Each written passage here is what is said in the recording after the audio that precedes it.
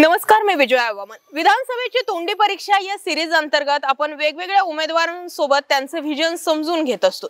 परंतु ज्यावेळी आपण उत्तर महाराष्ट्र, पश्चिम महाराष्ट्र इकडे फिरत होतो त्यावेळेस खानदेशातील एका युवकाची चर्चा जोरात ऐकायला मिळाली। थोडक्यात असं म्हणता येईल की बाळासाहेब थोरातांनीच तो खडा टाकला होता। ते नाव होतं धनंजय चौधरी यांचं।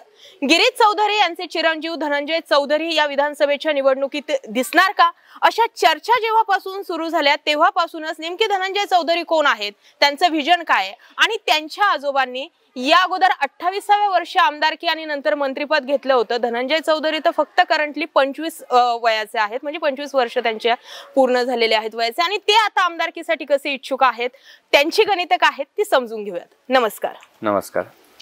जसं आम्ही सांगितलं, आम्ही आलोत उत्तर महाराष्ट्राकडनं। संगमनेरमध्ये आमच्या तिकडे बाळासाहेब थोरात आहेत। त्यांनी जसं इकडे जळगावमध्ये आणि रावेर विधानसभा मतदारसंघात खडा टाकला की धनंजय चौधरी पुढे आम्हाला भावी आमदार दिसतील, तशी तुमची तयारी सुरू आहे का? हो, खरं तर मी फार भाग्यवान आहे की बाळासाहेब थोरात व सर्व पक्षश्रेष्ठींनी जो एक विश्वास त्या कार्यक्रमाच्या निमित्ताने दर्शवला, तो विश्वास माझ्यासारख्या एकदम कमी वयाच्या तरुणावरती दर्शवणं खूप मोठी गोष्ट आहे आणि त्यासाठी लागेल त्या प्रकारची तयारी करणं माझं कर्तव्य सुद्धा आहे। बाळासाहेब चौधरी, स्वर्गीय बाळासाहेब चौधरी, आदरणीय शिरीषदादा चौधरी यांच्या आशीर्वादाने व यांच्या कामाने जेवढ्या प्रकारची तयारी चांगल्या पद्धतीने करता येईल, लोकांच्या फायद्याची तयारी जी करता येईल ती करण्यासाठी आम्ही परिपूर्ण राहू, एवढं अशी खात्री सुद्धा आम्ही साहेबांना त्या निमित्ताने दिलेली होती आणि तशाच प्रकारे त्याच मार्गावरती आम्ही सध्या लागलेलो आहोत। जळगावच्या राजकारणामध्ये म्हणजे जळगाव जिल्ह्यात जितके काही विधानसभा मतदारसंघ आहे, इतका एक रावेर विधानसभा मतदारसंघ सोडला तो कुठेही काँग्रेसचे उमेदवार नाही किंवा काँग्रेसचे आमदार नाहीयेत। मग आता यावेळी 2024 ला पूर्ण जिल्ह्यामध्ये काँग्रेसची ताकद किती असू शकते, किती जागा लढवू शकते आणि काही बदल होऊ शकतो का? खरं तर जळगाव जिल्ह्यासाठी काँग्रेस पक्षाने फार मोठं काम स्वतंत्रतेच्या काळापासून केलेलं आहेतच। अर्थात जेवढी सगळी धरणं, जेवढे सगळे सिंचन प्रकल्प, जेवढे सगळे विद्युत प्रकल्प, जेवढ्या सगळ्या MIDCs, या सगळ्या गोष्टी ज्या जिल्ह्यामध्ये दिसत आहे ती काँग्रेसची कृपा आहे। दूध फेडरेशन असेल, जिल्हा बँक असेल, या सगळ्या गोष्टी बसवण्यामध्ये काँग्रेसचा खूप मोठा हातभार आहे आणि एकेकाळी काँग्रेस म्हणजे जळगाव जिल्हा जो आहे तो जळगाव जिल्हा 3.5 मंत्र्यांचा जिल्हा असा ओळखला जायचा आणि जवळपास 9 विधानसभांपैकी 9 विधानसभा ज्या होत्या त्या विधानसभेवरती काँग्रेस पक्षाचा परचम असायचा आणि काँग्रेस पक्षाची आमदार असायची। पण हल्लीच्या काळात म्हणजे 2014च्या पुढे संपूर्ण जिल्हाभरात एकेकाळी म्हणजे महायुतीचं वातावरण जास्त बनलं आणि त्या माध्यमाने महाविकास आघाडी असेल, महाआघाडी असेल किंवा काँग्रेस पक्ष असेल हा माघारी झाला। पण या काळामध्ये परिस्थिती अशी दिसते की महाविकास आघाडीच्या माध्यमाने आणि तिन्ही पक्षांचा जो सहकार्य आहे, एकमेकाला सहकार्य करण्याची जी पद्धत त्यांची आहे आणि तशा प्रकारे जळगाव जिल्ह्यामध्ये फार मोठा बदल होऊ शकतो आणि त्या माध्यमाने जर कधी काँग्रेस पक्षाच्या इथे सीटा निवडून आणायच्या असल्या तर 3 ते 4 सीट आरामात निवडून येऊ शकतात असा विश्वास सुद्धा काँग्रेस पक्षाच्या कार्यकर्त्यांमध्ये आहे। जसं तुम्ही सांगितलं की एक महायुतीची लाट आली आणि त्या लाटेमध्ये बरेचसे बदल जे आहेत ते घडले। ज्या पद्धतीने भाजपच्या बाजूने लाट आली, कदाचित असं म्हणता येईल की आता ही लाट परतून जाण्यासाठी सुद्धा भाजपचेच नेते कारणीभूत आहेत की काय? कारण बघा, तुमच्या जळगावमध्ये 4 मंत्री आहेत। रक्षा खडसे झालं, अनिल पाटील झालं, गिरीश महाजन असतील, गुलाबराव पाटील असतील, असे दिग्गज मंत्र्यांचा हा मतदारसंघ आहे। पण या ठिकाणी पाडापाडीच्या राजकारणाचा सुद्धा जळगावला खूप मोठा इतिहास राहिलेला आहे। जसं आताच खालचं उदाहरण घ्यायचं झालं तर विधान परिषदेच्या निवडणुका लागल्या, ज्यामध्ये जे 6 आमदारांची मतं फुटली त्यामध्ये चौधरींचंही नाव घेतलं गेलं होतं। त्यांनी सेपरेट पत्रकार परिषद घेऊन सांगितलं की आम्ही 1931 पासूनचे कट्टर काँग्रेसचे कार्यकर्ते, म्हणजे चौधरींना बंडखोर ठरवण्यामागे नेमकी कोण होतं असा आमचा प्रश्न। खरं तर शिरीषदादा चौधरी हे माझे वडील असल्या कारणाने त्यांना बंडखोरीचा जो आरोप सध्याच्या राजकारणामध्ये लावण्यात आला तो आरोप फार गंभीर प्रकारचा होता। कारण माझा संपूर्ण परिवार जो आहे तो माझ्या पणजोबांपासून 1930 सालापासून माझा जो संपूर्ण परिवार आहे तो काँग्रेस पक्ष आणि त्यांच्या विचारांची एकनिष्ठ होऊन काम करतोय। 5 वर्षानंतरच त्या परंपरेला 100 वर्ष पूर्ण होतील, त्याच्यासाठी म्हणजे त्याचे अभिमानी आम्ही राहणार आहोत आणि त्या परंपरेला आणि त्या विचारधारांना कोणतं गालबोट न लागू देणं सुद्धा आमचं सर्वांचं कर्तव्य आहे आणि तेच कर्तव्य शिरीषदादांनी त्यांच्या कार्यातून चालू ठेवलेलं होतं। आणि ज्या काळामध्ये महायुतीचा एवढा दबदबा संपूर्ण जिल्ह्यामध्ये असताना एकच काँग्रेस पक्षाचा आमदार निवडून येत होता. सारखं सारखं एकच काँग्रेस पक्षाचा आमदार निवडून येत होता. ते माझे वडील आदरणीय शिरीषदादा चौधरी. आणि त्यांनाच महायुतीच्या नेत्यांनी असेल किंवा मीडिया थ्रू असेल बदनाम करण्याचा प्रयत्न करण्यात आला की त्यांनी क्रॉस वोटिंग केली असावी. कारण संपूर्ण जिल्ह्यामधून एका प्रकारे ते काँग्रेस पक्षाची किंवा महाविकास आघाडीची ताकदच संपवायची होती. या हेतूने ती बदनामी त्यांनी करण्याचा प्रयत्न केला. पण वारंवार ते सिद्ध झालं. पक्षश्रेष्ठींनी सुद्धा त्या गोष्टीला मान्यता दिली की नाही, शिरीष चौधरींनी ही जी बंडखोरी ती काही केलेली नाहीये, क्रॉस वोटिंग केलेली नाही, त्याच्यात त्याचं नाव नाहीये त्यांचं. आणि ते सगळं स्पष्टीकरण होऊनच सगळ्या नेत्यांनी या सर्व गोष्टीला मान्यता दिलेली आहे की तुम्ही पुढच्या तयारीला लागा. पुन्हा एकदा नेत्यांशी जेव्हा संपर्क झाला तेव्हा नेत्यांनी सांगितलेलं आहे की या विधानसभेचा कल जो आहे तो विद्यमान आमदाराकडेच राहणार आहे. आणि विद्यमान आमदाराकडे आम्ही त्याच दृष्टिकोनाने बघतो की जिल्ह्याची जी ताकद आहे ती आणखीन कशा प्रकारे वाढू शकेल, त्याच प्रकारची जबाबदारी सुद्धा विद्यमान आमदाराकडे असणार आहे. बर, शिरीष चौधरी नंतर तुमचं नाव लागलीच समोर आलं, त्यामुळे प्रश्न असा निर्माण झाला की शिरीष चौधरींच्या जागी धनंजय चौधरी आले तर ते कोणतं असं वेगळं व्हिजन घेऊन आले? म्हणजे थोडक्यात तुमची जे पूर्ण फॅमिलीचं जर राजकारण बघितलं तर गांधीवादी विचारांचं. जसा वेळ बदलतो, काळ बदलतो, तसं राजकारण बदलती, परिस्थिती बदलती. तर आता तुम्ही निवडणुकीच्या मैदानात उतरताना तुमच्या मतदारसंघासाठी व्हिजन काय? मतदारसंघासाठीच विजन खूप लहान गोष्ट झाली, पण संपूर्ण खानदेशासाठी विजन असणारा माझा पूर्ण परिवाराने काम केलेलं आहे. म्हणजे धनाजी नाना असतील, दादासाहेब धनाजी नाना चौधरी असतील, त्याच्यानंतर स्वर्गीय बाळासाहेब चौधरी असतील. त्या काळी जेव्हा आपण उल्लेख केला की 28व्या वर्षी जेव्हा बाळासाहेब मंत्री झाले तेव्हा तापी नदीचा जो क्षेत्र होता तो गुजरात आणि महाराष्ट्रामध्ये वाटला जाण्याचा एक प्रश्न निर्माण झाला होता.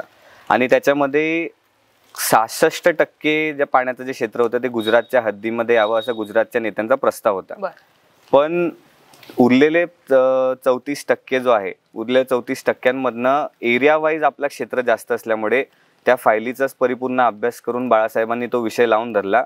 आणि तापीचा सर्वात जास्त, म्हणजे आता जर कधी पाहिलं तर तापीचा सर्वात जास्त परिसर आपल्या महाराष्ट्राकडे आपण तो रिटेन करू शकलो. आणि त्या माध्यमाने संपूर्ण खानदेशाच्या सिंचनाचा प्रश्न जो सुटला. आणि तशाच प्रकारची धरणं, हतनूर धरण असेल, शेळगाव धरण असेल, तापीवरच्या आणखीन 2-3 पुढचे धरणं असतील. आमच्या इथल्या मतदारसंघामध्ये रावेरावल परिसरामध्ये एकूण 12 धरणं असतील. आणि अशा प्रकारचे सिंचन प्रकल्प बाळासाहेबांनी त्या काळात राबवले.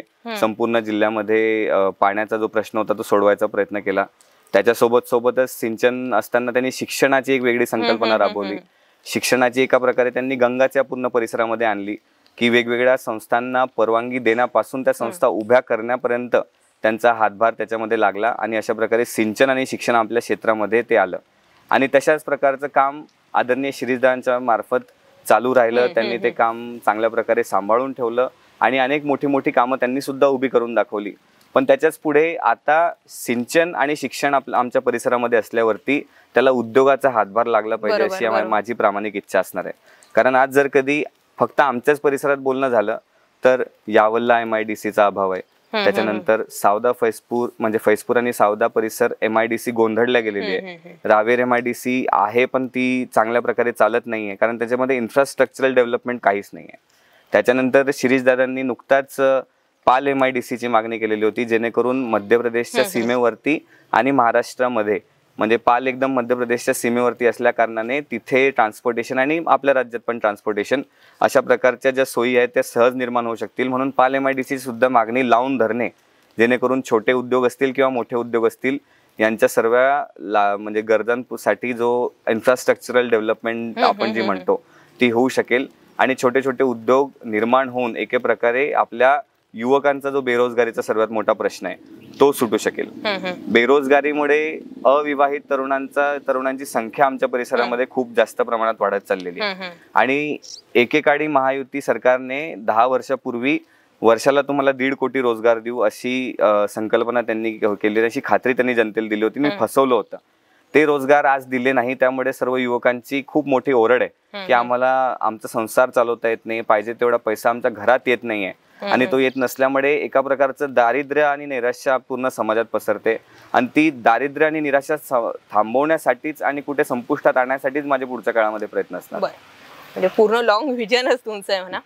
तुम्ही तापी नदीचा मुद्दा सांगितला, जेव्हा गुजरातला 67% आणि महाराष्ट्राला 34% असं ते होतं. आणि त्यावेळी बाळासाहेब चौधरी यांनी ती समिती गठीत करून किंवा सगळी कागदोपत्री जी काही गोष्टी करायच्या होत्या त्या करून महाराष्ट्राला 66% पाणी आणलं आणि गुजरातला कुठे 33% पाणी दिलं. आता उलट दिसतंय. आता महाराष्ट्रातले सगळे प्रोजेक्ट गुजरातला जातात. फॉक्सॉन वगैरे मधले जे प्रकल्प होते ते महत्वाचे प्रकल्प आज गुजरातला जात आहेत. म्हणजे कुठेतरी हे बदललेलं राजकारण किंवा महाराष्ट्रातल्या नेत्यांनी महाराष्ट्राच्या हिताचं सोडून आता गुजरातच्या हिताचं जे बघितलं जाते त्याबाबत तुम्हाला काय वाटतंय? खरं तर ती खूप चिंताजनक गोष्ट आहे की फॉक्सकॉन सारखा एवढा मोठा प्रोजेक्ट महाराष्ट्र सरकारने टिकवला नाही. त्याचं श्रेय म्हणजे खरं तर महाविकास आघाडी सरकारला जाणार होतं आणि ती कपट नीती महायुतीच्या सरकारला करायचीच होती. म्हणजे जेणेकरून महाविकास आघाडी सरकारच्या नेत्यांचं नाव त्याच्यामध्ये आलंच नाही पाहिजे म्हणून महायुतीने तो प्रकल्प तिकडे नेला आणि त्याच्या मागे आणखीन दुसरं कोणतंच कारण नव्हतं, फक्त कूटनीती, कपटनीती. आणि अशाच प्रकारे आपण मागच्या महिन्यातच एक आणखीन न्यूज वाचली की सगळे डायमंडची जी बिझनेस इंडस्ट्री आहे ती आता त्यांनी सुरतला शिफ्ट केलेली आहे. म्हणजे अशा प्रकारची म्हणजे मुंबईत जी होती ती सुरतला शिफ्ट केलेली आहे. आणि अशा प्रकारचे हळूहळू मुंबई आणि महाराष्ट्राचं महत्व कमी करायचं, कारण मुंबई जी आहे ती आर्थिक राजधानी पूर्ण देशाची ओळखली जाते आणि ती जर कधी आर्थिक राजधानी गुजरातला गेली तर महाराष्ट्राचं एक म्हणजे एकूण महत्व कमी होण्याची प्रक्रिया जी आहे ती सुरू होते. आणि तसं करत करत छोट्या छोट्या मोठ्या मोठ्या गोष्टी ज्या आहेत त्या महाराष्ट्रातून न्यायच्या आणि महाराष्ट्राचंच महत्व कमी करायचं आणि महाराष्ट्रावरती संपूर्ण देशाचं राजकारण अवलंबून ठेवायचं नाही, अशा प्रकारचा कट भारतीय जनता पार्टी व त्यांच्या समविचारी पक्षांचा दिसतोय. बरं, आम्ही एक बातमी ऐकली, म्हणजे आता ती किती खरी किती खोटी हे तुम्हाला माहिती, कारण तुम्ही या मतदारसंघातील आहेत. एकनाथ शिंदे गट आणि म्हणजे देवेंद्र फडणवीस यांच्या सोबतचा जो शपथविधी झाला किंवा शिवसेना फुटली, फोडाफुडीचं राजकारण झालं, हे 2019 नंतर जवळपास 2022 मध्ये झालं. पण तुमच्या जळगावमध्ये 2019 ला सुरू झालं होतं. हरिभाऊ जावळे आज जरी नसले तरी त्यांना पराभूत करण्यामागे अपक्ष उमेदवार होता आणि तो अपक्ष उमेदवार भाजपनेच उभा केलेला होता, ज्याच्यामुळे हरिभाऊ जावळेंचा पराभव झाला. आणि त्याला कारण दिली गेली की इथे कुणालाही मोठं होऊ द्यायचं नाही वैयक्तिकरित्या, आणि तो आरोप खास करून गिरीश महाजन आणि देवेंद्र फडणवीसांवरती लागला गेला. म्हणजे ह्या सगळ्या आरोपांनी चर्चा घडल्या होत्या. 2019च्या निवडणुकीच्या काळात नेमकी इथं काय घडलं होतं? खरं तर तो एक राजकारणाचा एका प्रकारचा त्यांचा म्हणजे तो एक मेथड असतो की कोणताही नेता जेव्हा मोठा होतो जिल्ह्यामध्ये, जेव्हा त्यांना राज करायचा असतो सध्याच्या हल्लीच्या राजकारणामध्ये, तर प्रत्येक विधानसभेमध्ये किंवा लोकसभे क्षेत्रामध्ये त्यांना असे विश्वासू कार्यकर्ते हवे असतात जे त्यांच्या कानाखाली राहतील. आणि अशा प्रकारचं राजकारण जेव्हा जे लोक करायला लागतात तेव्हापासून म्हणजे दुष्परिणाम संपूर्ण जिल्ह्याला भोगावे लागतात आणि सर्वसामान्य गरीब लोकांना त्या गोष्टीचे परिणाम भोगावे लागतात. तशाच प्रकारचं मला असं वाटतं की आमच्या विधानसभेत सुद्धा झालं असावं. अपक्ष उमेदवार उभे करण्यात आले आणि अपक्ष उमेदवारांनी भारतीय जनता पार्टीचं मतदान घेतलं असावं सुद्धा, आणि ते घेतल्यामुळे भारतीय जनता पार्टीचं नुकसान सुद्धा झालं असावं, हे तितकंच खरं आहे. पण आता या गोष्टीला जास्त महत्व न देता पुढच्या येणाऱ्या निवडणुकीमध्ये जास्तीत जास्त शांततेतपणे निवडणुका कशा प्रकारे पार पडतील, म्हणजे जनतेला सुद्धा ह्या गोष्टी माहिती पाहिजे की कोणाला उभं करण्यात येतंय, कोणाला उभं केलं जातंय आणि कोणाला कुठून कशा प्रकारे ताकद दिली जाते हे जनतेच्या समोर आणणं सुद्धा तेवढंच महत्वाचं असणार आहे. आणि ते सर्व करण्यासाठी आम्ही अग्रेसर राहणार. काँग्रेस पक्षाकडून एक गोष्ट शिकण्यासारखी म्हणजे जेव्हा 2014 आणि 2019 ला काँग्रेसचा दारुण पराभव झाला, म्हणजे 2019 ला लोकसभेला काहीतरी एक खासदार फक्त निवडून आला होता, काँग्रेस इतकी बॅकफुटला गेली होती की काँग्रेसचे जे नेते आहेत राहुल गांधी, त्यांना अगदी पप्पू किंवा सोनिया सेना वगैरे इतक्या मोठ्या प्रमाणावरती ट्रोलिंग झालं. एवढ्या बॅकफुटला गेलेल्या काँग्रेस सोबत तुम्ही त्याही वेळी निष्ठावंत राहिलात, म्हणजे तुमचं कुटुंब त्याही वेळेस काँग्रेस सोबतच राहिलं. आता जसं भारत जोडो यात्रा गाजली तशी तुमच्या इथली कलश यात्रा, म्हणजे आम्ही हे पहिल्यांदा असं ऐकतोय की आपल्यासाठी जे काही गोष्टी देणे लागतात तुम्ही त्याचंच पूजन करतात. काँग्रेसची भारत जोडो यात्रा आणि तुमची कलश यात्रा दोन्ही मागचा मोटो काय? खरं तर ती प्रेरणा जी आम्ही घेतलेली ती राहुलजींकडनंच घेतलेली आहे. कृतज्ञता संवाद दौरा जो आहे तो भारत जोडो पासून थोडासा वेगळा जरी असला तरी तो एका प्रकारे संपूर्ण मतदारसंघाचा अभ्यास करण्यासाठीचा एक वेगळा दौरा आहे. आणि अभ्यास करत करतच त्या गावाबद्दल कृतज्ञता व्यक्त करणं सुद्धा गरजेचं आहे. कारण जसं मी आपल्याला सांगितलं की 1930 पासनं स्वातंत्र्य चळवळीपासनं माझा संपूर्ण परिवार जो आहे तो या राजकारणात समाजकारणात इथे सक्रिय आहे या परिसरातल्या. तर जनतेने एवढा दीर्घकाळ जो आमच्यावरती, आमच्या परिवारावरती विश्वास टाकलेला आहे, बरं परिवारावरती विश्वास टाकून त्यांच्या गावामध्ये जे जे चांगली कामं करून घेतलेली आहे, आणि जसं मी आपल्याला सांगितलं की बाळासाहेब असतील व त्यांचे सर्व सहकारी असतील, त्या काळामध्ये त्यांनी सिंचन आणि शिक्षण क्षेत्रामध्ये फार मोठी प्रगती केली, फार मोठा विकास सुद्धा केला. आणि कृतज्ञता संवाद दौरा म्हणजे सर्वप्रथम आम्ही गावात जात असतो. गावात जात असताना त्या गावाला घडवणारं असं एका प्रकारचं जलस्रोत असतं, आणि त्या जलस्रोताचा सन्मान आम्ही करत असतो. कारण आज आपण पाहतो की जर कधी तुम्ही आमचा तालुका सोडला तर भुसावळ तालुक्यापासून तुम्ही जामनेर तालुक्यात जाल तर तुम्हाला सिंचनाचा अभाव भासणं सुरू होऊन जाईल, आणि हळूहळू जिल्ह्याच्या बाहेर जसं जसं जाल तर तुम्हाला शेती हा प्रकार जास्त दिसणारच नाही.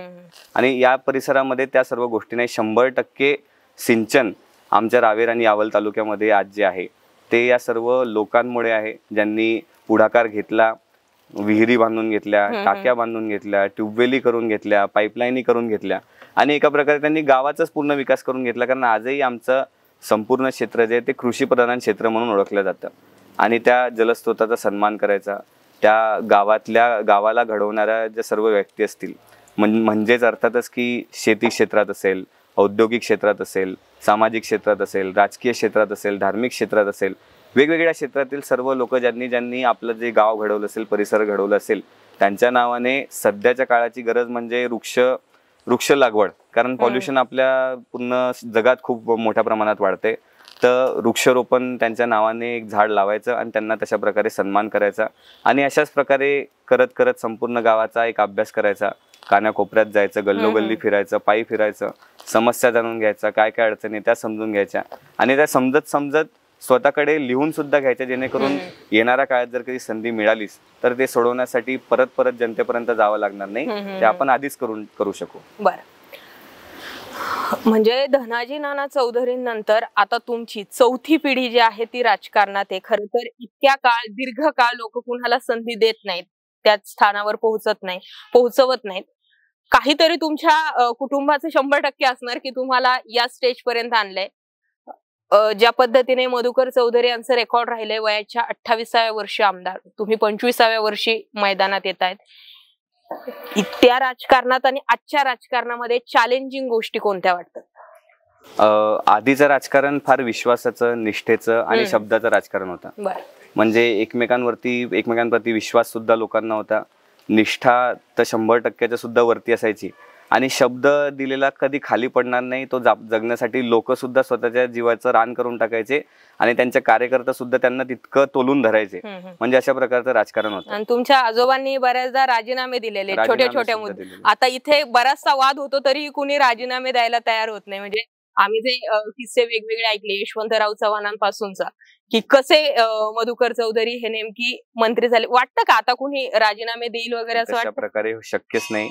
कारण आज जर कधी आपण कोणत्या मंत्र्याशी भांडायला गेलो तर एखाद्या वेळेस आपल्याला जेल सुद्धा होऊ शकते, अशा प्रकारची परिस्थिती आहे. पण त्या काळी बाळासाहेब एका मुद्द्यावरून यशवंतराव चव्हाण साहेबांशी भांडले होते, तर यशवंतराव चव्हाण साहेबांनी त्यांना तिकीट पाठवून त्यांच्या मंत्रिमंडळात घेतलं होतं. म्हणजे तेव्हाचं राजकारण तसं होतं आणि आज सध्याचं राजकारण असं आहे. आणि आपण ती एकूण परिस्थिती पाहत असतो की आता सध्यापुरता नेत्यांचा भर फक्त 2च गोष्टींवरती आहे. पहिली गोष्ट, मला कोणी आव्हान देत असलं तर त्याचं राजकारण संपवायचं आणि त्याला पाडायचं. आणि दुसरी गोष्ट, जर कधी मी सत्ताधारी असलो तर माझं स्वतःच कशी राजकीय पोळी भाजून घ्यायची, कमाई कशा प्रकारे करून घ्यायची, या 2 गोष्टी पाहायच्या आणि राजकारणातून निघून जायचं. जशी मोदी लाट आली तसं असं वाटलं की काँग्रेस संपलं. 2014-2019ला काँग्रेसचा सगळीकडे सुपडा साफ झाला होता.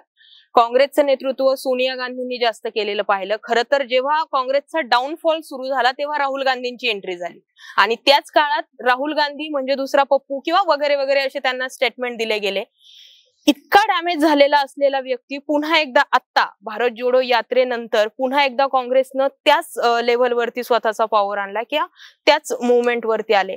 डाऊनफॉल मध्ये सुद्धा राहुल गांधी थांबले नाही, आणि त्यांची जी इमेज डॅमेज झाली त्याबाबत तुम्ही इतक्या वर्षांपासून काँग्रेसचं तुमच्या घरात राजकारण बघितले किंवा काँग्रेस विचारसरणीचे राहिले, त्याबाबत तुम्हाला काय वाटतं? खरं तर राहुलजींच्या या संघर्षात आम्ही संपूर्णपणे त्यांच्या सोबत उभे राहण्याचाच निर्धार केला होता, आणि उभे सुद्धा आहोत. कारण राहुलजींचे जे पणजोबा म्हणजे पंडित जवाहरलालजी नेहरू, आपल्या देशाचे पहिले पंतप्रधान, त्यांचे वडील म्हणजे मोतीलालजी नेहरू, एक बॅरिस्टर होते आणि संपूर्ण जगातले, संपूर्ण देशातले विविध प्रकारचे लीगल मॅटर्स असतील किंवा पब्लिक मॅटर्स असतील, या सर्व गोष्टींचा त्यांना अभ्यास चांगल्या प्रकारे होता. आणि म्हणजेच त्यांच्या घरामध्ये जो होता एक शिक्षणाचा आणि संपूर्ण जगभरात चालणाऱ्या त्या चळवळीचा, त्या काळाचा त्यांच्या घरात अभ्यास होत होता. बरोबर. तशाच प्रकारे जेव्हा नेहरूजींना 11 वर्षाची सजा ब्रिटिश सरकारने जेव्हा सुनावली होती, तेव्हा त्या काळामध्ये नेहरूजींनी भारत की खोज एक पुस्तक लिहिलं होतं. भारत एक खोज पुस्तक लिहिलं होतं. एक पुस्तक लिहायला आज आपण अशी अपेक्षा ठेवतो की किमान 200 पुस्तकांचा तरी आपल्याला अभ्यास असला पाहिजे, तेव्हा कुठे जाऊन आपल्याला एक पुस्तक लिहिता येतं. आणि एवढा ज्ञानवान व्यक्ती, त्याच्या घरामध्ये शिक्षणाचा अभाव नाही, त्याच्या घरामध्ये जगभरात चालत असणाऱ्या वेगवेगळ्या विषयांबद्दल चर्चा होण्याचा, माहिती असण्याचा शिक्षणाचा अभाव नाही.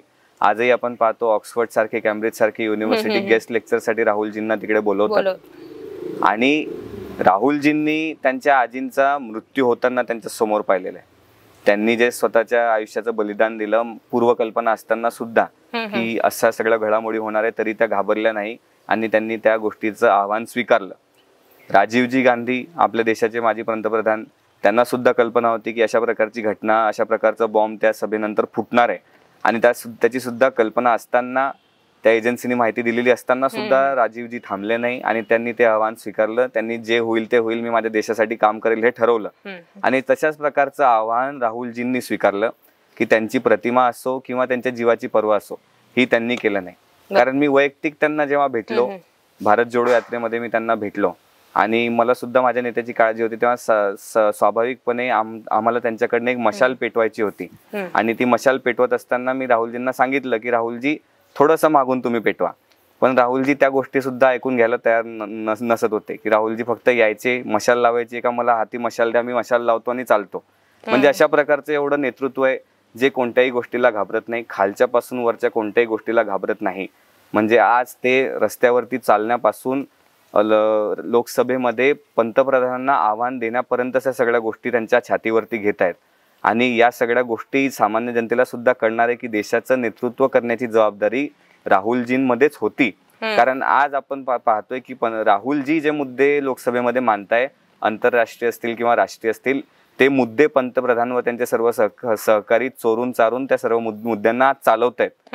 म्हणजे या सर्व गोष्टी आज जनता पाहते. म्हणूनच राहुलजींच्या नेतृत्वाला आम्ही सर्व लोकांनी स्वीकारलेलं आहे आणि त्यांच्या नेतृत्वाखालीच आम्ही या पुढच्या काळामध्ये काम करणार आहे. बर, तर खरं तर जरी वय तुमचं 25 असलं तरी व्हिजन खरंच लॉंग आहे. आता जर आपण ओव्हरऑल जर बघितलं तर धनाजी नाना चौधरींपासून मधुकर चौधरी, त्यानंतर शिरीष चौधरी आणि आता त्यांचा मुलगा, यांच्या सगळ्यांचं जर ओव्हरऑल राजकारण बघितलं तर माइंडसेट आहे की फक्त विकास विकास आणि विकास. म्हणजे या सगळ्या व्हिजन मध्ये नेमका आता रावेरमध्ये काय घडणार, प्रतिस्पर्धी कोण असणार, या सगळ्या गोष्टींबाबत पुढे चर्चा होत राहतील. मात्र व्हिजन काय असावं ते खरंच ऐकण्यासारखं होतं. अशाच पद्धतीने आपण विधानसभेची तोंडी परीक्षा या सिरीज अंतर्गत वेगवेगळ्या उमेदवारांसोबत बातचीत करणार आहोत, त्यांचं व्हिजन समजून घेणार आहोत. या व्यतिरिक्त तुम्हाला काय वाटतंय, रावेर विधानसभा मतदारसंघामध्ये काय घडू शकतं, आम्हाला कमेंट सेक्शन मध्ये जरूर व्यक्त व्हा. अशाच माहितीपूर्ण व्हिडिओसाठी आपला चॅनल जरूर सबस्क्राईब करा. धन्यवाद.